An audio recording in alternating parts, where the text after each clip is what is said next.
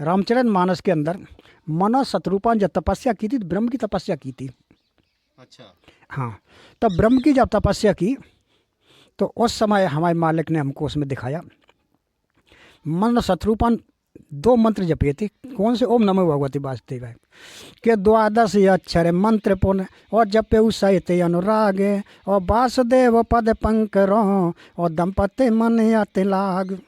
अब वासुदेव किस जिसकी सब पे वास्ता हुए, एक तो भगवान श्री कृष्ण आप वासुदेव कहते हैं, एक वो सतयुग में भी वासुदेव थी, वो अविनाशी वासुदेव थे।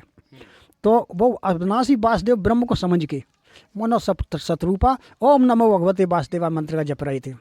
और कहा कि करी हार साग पल कंदा और समरे ब्रह्म सच्चिदानंदा और अभिलाष निरंतर होई देखा चौहो परम प्रभु सोई। उनके अंदर एक लालसा लगी थी कि हम ब्रह्म के दर्शन करेंगे।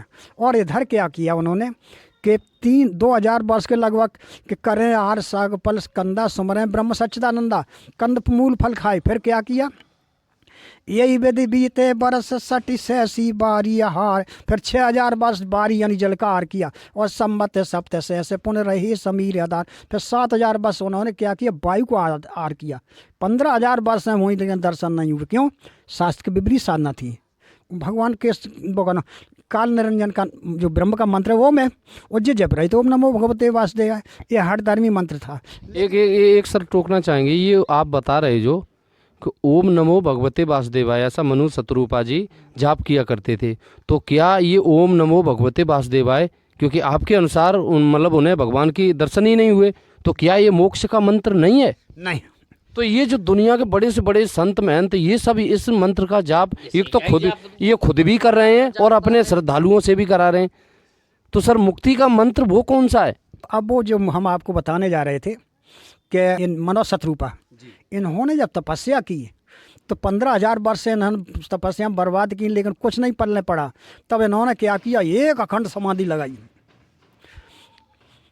कि बरस सहस दस त्यागे सो और ठाड़े रहे एक पद दो। एक पैर पर खड़े हो गए। इधर इस काल निरंजन जो ब्रह्मा विष्णु महेश के पिता है, इनको जब पता लगा, इन्होंने ब्रह्मा विष्णु महेश को एक बार नहीं कि कई बार भेजा कि विधि हर हर और तप देखे अपारा मन समीप आए बो बारा। बहुत बार आए और क्या कह रहे कि मांगो बर बो भाते लुभाए परम धीर नए चल आए।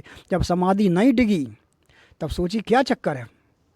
तो इस रहस्य को नहीं समझ पाते वो तो हमारे मालिक सदगुरुदेव रामपाल महाराज ने जब इसको हम लोगों को जब इसकी तरफ दिखाया तब समझ में आया कि तब उस ब्रह्म ने क्या किया? आकाशवाणी कर दी कि मांगे मांगे बर भय नभ भानी परम कर भीर कृपा अमृत सानी। ऐसी प्यारी बोली बोली लेकिन वो नहीं जग रहे। क्यों? कि अष्टमात होए रहू शरीरा तदब मनांगे मने नहीं पीरा। और हड्डियों का ढांचा रह गया। तब उस ब्रह्म ने देखी कि हम इनको आकाशवाणी से बोल रहे सुन क्यों ना रहे, हड्डी का ढांचा रह गया। 25,000 बार समाधि लगाए हुए। तब उन्होंने क्या किया कि मृतक जिया बन गिरा सुहाई और श्रवण रंध हो जब और आई। जैसे ही अंदर मृतक जिया बने यानी मुर्दा को जिंदा करने वाली जो शब्द शक्ति छोड़ी काल निरंजन ने, तो जैसे ही अंदर आई और क्या हुआ कि हष्ट पोष्ट तन भय सुहाए और मनोया वही भवन तय आए। मनो शत्रुपा जैसे तैसे हो गए। उधर आकाशवाणी हो रही के श्रवण सदा सोने बचन सोने और बोला के पर फूल लेते गाते बोले मन कर दंडवत प्रेम न हृदय समात। जैसे उन्होंने आकाशवाणी सुनी बोले कि जो कृपाल हम पर नेऊ तो प्रसन्न हो यह बर देऊ जो स्वरूप बस से मन माई और जय कारण मन जतन कराई जो स्वरूप मन मान से हंसा सुगम आगम जय निगम प्रशंसा। जो काल बसंत जी के शंकर जी के अंदर रूप जो आपका बास कर उस रूप में दर्शन दे। उस तुरंत इस काल ने क्या किया?